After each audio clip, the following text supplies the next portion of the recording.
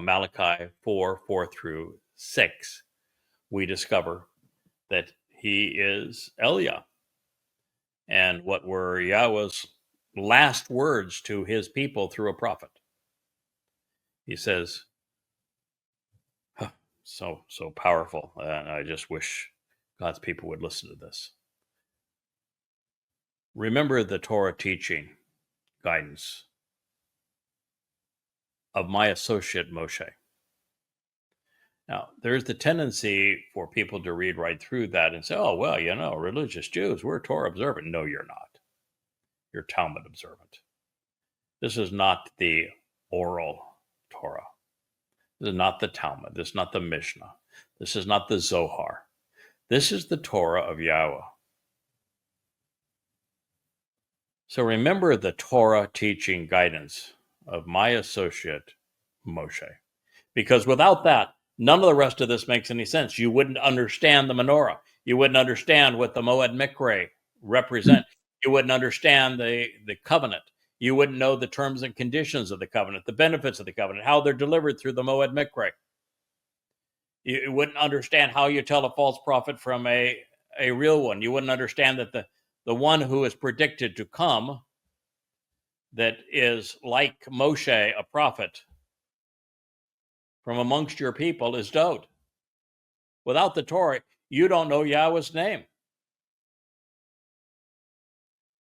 And so the Torah is the blueprint for all of this. It's the foundation for all of this.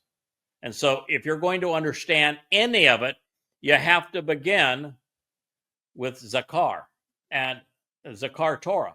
And Zakar is even a powerful term because Zakar has a double meaning.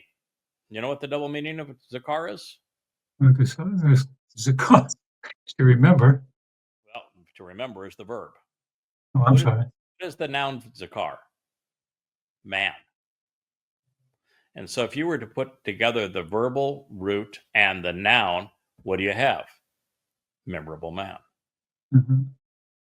So Zakaron, which is all things pertaining to Zakar, and Zakar means, remember, there's a memorable man of the Torah. Teaching and guidance of my associate Moshe. So it's not saying that Moshe is the memorable man of the Torah. It says there is a memorable man that you could come to know through the Torah of Moshe. And so the most memorable man, of course, is the one that's presented in Devarim 18, which is Dod. But there's also a reference to the other guy, the lesser luminary that's presented in the creation account.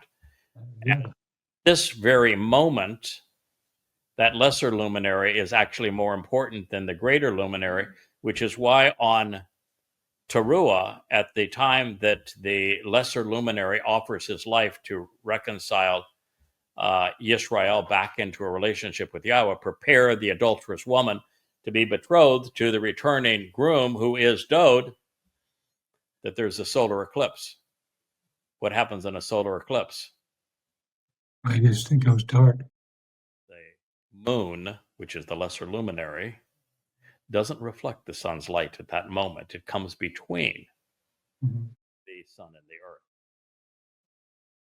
That's the symbol of why there's going to be a solar eclipse during the fulfillment of Towrah. Remember, there is a memorable man of the Torah.